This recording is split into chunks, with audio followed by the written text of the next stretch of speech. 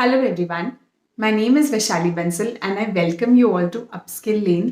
तो एक क्वेश्चन मेरे पास बहुत आता है और वो ये कि मैम इतने सारे फॉर्म्स हैं, हम इनमें से कौन सा फॉर्म भरे, हम ये फॉर्म भरे या नहीं भरे।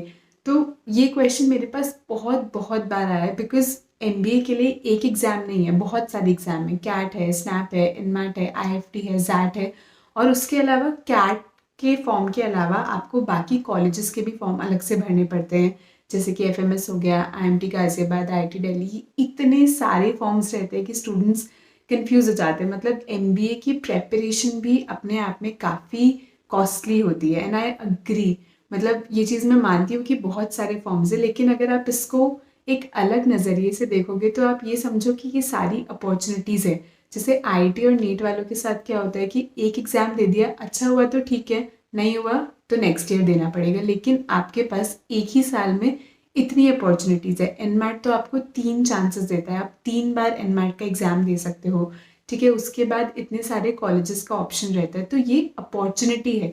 आप इसको ये मत लो कि यार इतना ज़्यादा कॉस्टली है।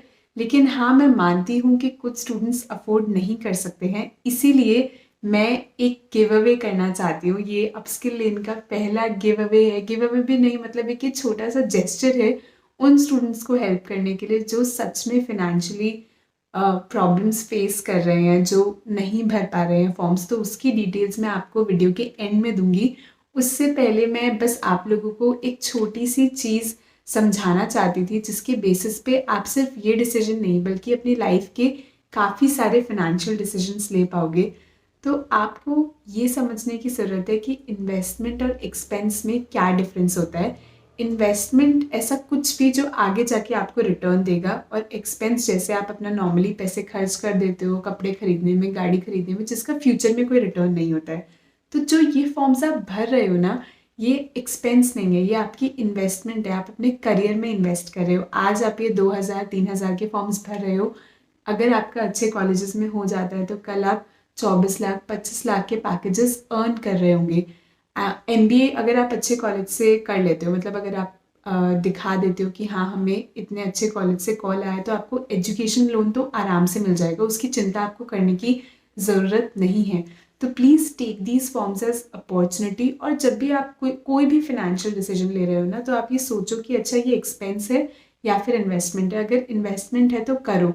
और इस साल मतलब 2-3 चीज़ें कम ले लो, स्वेटशर्ट, जीन्स, कपड़े, फ़ोन, जो भी प्लान था थोड़ा कम ले लो। पहले अपने करियर में इन्वेस्टमेंट करो, बिकॉज वही आगे जाके आपको लाइफ में हेल्प करने वाला है।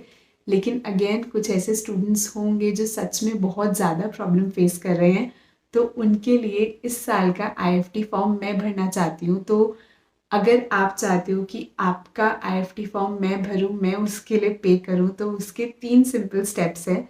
सबसे पहले तो आपको अपस्किल लेन चैनल को सब्सक्राइब करना है। सेकेंडली, मेरा इंस्टाग्राम हैंडल है upskill.lane, आप वहाँ पे मुझे फॉलो करो, ताकि अगर मुझे आपसे पर्सनली कांटेक्ट करना हो, आपसे क्वेश्चंस पूछने हो, तो वहाँ पे मैं आपको कांटेक्ट कर सकूँ।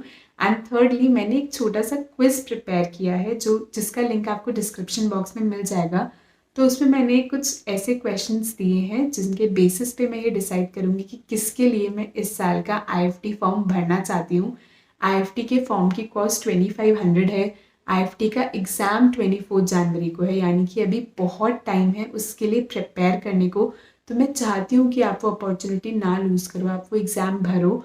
तो इसलिए ये अपस्किल लेन का एक पहला गिव अवे था। आप ये सब स्टेप्स फॉलो करो। और आईएफटी फॉर्म भरने की लास्ट डेट 20 दिसंबर है, तो मैं 15 दिसंबर को रिजल्ट्स अनाउंस कर दूंगी। आपके पास पूरे 2 हफ्ते हैं, आप वो क्विज दो एंड आई कॉन्टैक्ट यू, और उसके बेसिस पे हम लोग मिलकर आईएफटी का फॉर्म भरेंगे। I wish you all the best, do not miss any opportunity and always remember the difference between an investment and an expense. वो आपको लाइफ में बहुत ज़्यादा हेल्प करेगा।